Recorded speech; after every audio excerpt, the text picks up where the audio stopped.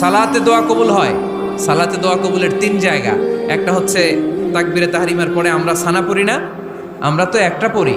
আল্লাহর হাবিব সুন্নাহ এবং নফল নামাজে আরো পড়তেন সানা, ওই দোয়া কবুল হয়। 2 নম্বর জায়গা সালাতে সেজদায় পড়ে দোয়া করলে কবুল হয়।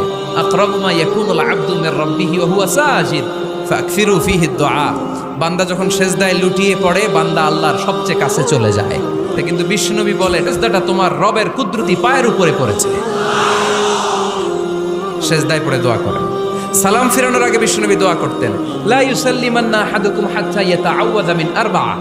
আল্লাহর হাবিব বললেন 4 জিনিস থেকে পানাহ না আছে আমার কোন উম্মত যেন সালাম না ফিরায়। তারা যেন পড়ে আল্লাহুম্মা ইন্নী আউযু বিকা মিন আযাবিল কবর, আউযু বিকা মিন আযাবি জাহান্নাম, আউযু বিকা মিন ফিতনাতিল মাহইয়া ওয়াল মামাত, আউযু বিকা মিন ফিতনাতিল মাসিহিদ দাজ্জাল।